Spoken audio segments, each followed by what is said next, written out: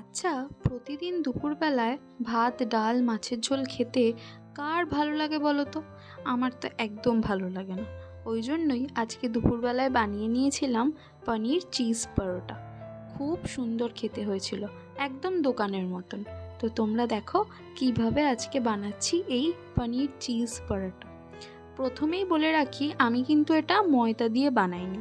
যেহেতু আমার পিসিওএসের প্রবলেম চলছে, তো সবসময় চেষ্টা করি ময়দার পরিবর্তে যে কোনো জিনিস আটা দিয়ে বানানোর। তাই এখানে পরিমাণ মতো আমি আটা নিয়ে নিয়েছি, আর আটার মধ্যে দিয়ে দিয়েছি অল্প একটু রিফাইন্ড অয়েল আর একটু নুন দিয়ে গরম জল দিয়ে ভালো করে এই আটাটাকে মেখে নিয়েছি। তোমরা কিন্তু একদিন দুপুরবেলা এটা হামেশাই বাড়িতে ট্রাই করে নিতে পারো। এত ভালো খেতে হয় না, শুধু শুধুই খাওয়া হয়ে যায়, আর কিচ্ছু সাথে লাগে না। এইখানে আমি আটাটাকে ভালো করে মেখে একটু ঢাকা দিয়ে কিছুক্ষণের জন্য রেখে দেব। আর তারপর করে নেব পনির চিজ দিয়ে একটা ডো না, একটা মন্ড টাইপের করে নেব।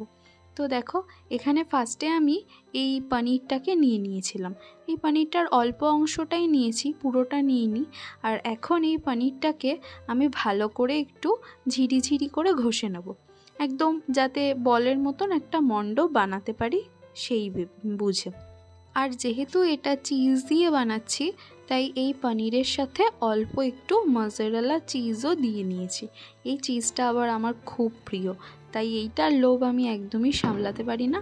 অল্প করে নিয়ে নিয়েছিলাম চিজটা, আর তার সঙ্গে একদম ছোট্ট ছোট্ট করে কিছু ভেজিটেবল কুচিয়ে রাখা ছিল, সেটাও 1 চামচ দিয়ে দিয়েছি। যতই হোক ডায়েট করছি, একটু তো সবজি খেতেই হবে। তার সঙ্গে একটুখানি মেয়োনিজ আর একটুখানি সেজওয়ান সস নিয়ে নিয়েছিলাম, যাতে ভিতরে যে পুরটা থাকবে সেইটার স্বাদটা অনেক অংশে বেড়ে যায়। আর নিয়ে নিয়েছিলাম একটু চিলি ফ্লেক্স, আর তার সঙ্গে ধনেপাতা, নুন। এই দিয়ে ভালো করে মেখে নিয়েছিলাম, আর মাখার পরে একটা মন্ড টাইপের বানিয়ে নিয়েছিলাম।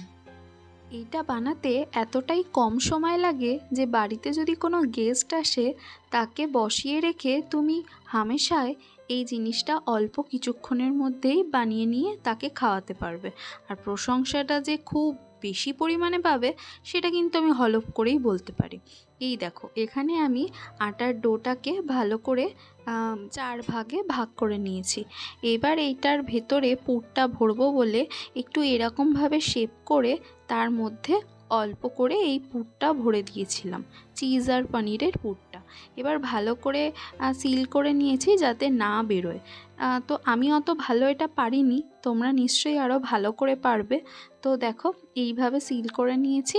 আর একদম সিম্পল, একদম আটা দিয়ে এটাকে বেলে নিয়েছিলাম। প্রথমে আটা দিয়ে বেলছিলাম, তারপর মনে হলো যে একটু তেল দিয়ে বেলি, সেই জন্য তেল দিয়ে এটাকে খুব ভালো করে বেলে নিয়েছিলাম। এইভাবে একই পদ্ধতিতে আমি 4টে লেচি রেডি করে নিয়েছিলাম। আর ওই দেখো, এতক্ষণে চিনিও স্কুল থেকে চলে এসেছে।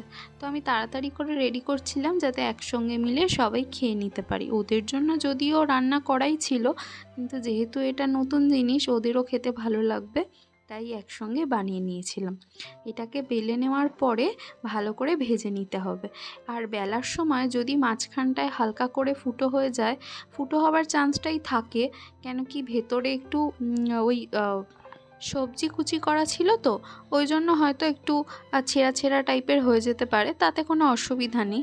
ভেতরে একটু গাজর দেওয়া ছিল, তো গাজরটা যেহেতু একটু বড় বড় কুচি ছিল, ওই জন্য মাঝখানটা এরকম হয়ে গেছে, কিন্তু তাতে কোনো রকমের অসুবিধা হয়নি। আর এটা এখন একদম ভালো করে ভেজে নেব, আর একদম সামান্য তেল দিয়ে এপিট ওপিট ভেজে একদম তুলে নেব। এটা খেতে এতটাই টেস্টি হয় যে মিনিটের মধ্যে সাবার হয়ে যায়। এই দেখো, আমি একদম অল্প একটু তেল দিয়ে এপিট ওপিট জাস্ট ভেজে নিয়েছি। তোমরা চাইলে এটা ঘি দিয়ে অথবা মাখন দিয়েও ভাজতে পারো, সেটাতে আরও বেশি টেস্ট হয়। তো আমি মাখন দিয়ে ভাজিনি, আমি মাখনটা পরে ওপরে দিয়ে নিয়েছিলাম। আর যখন এটাকে ছিঁড়ে সন্দুর গালে দিলাম, তোমরাই শোনো ও কী বলছে।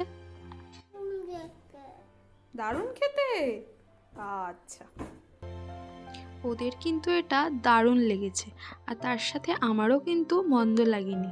একটু চিজ পড়েছে বটে, কিন্তু খেতে অসাধারণ হয়েছে। টাটা, আবার দেখা হবে পরে।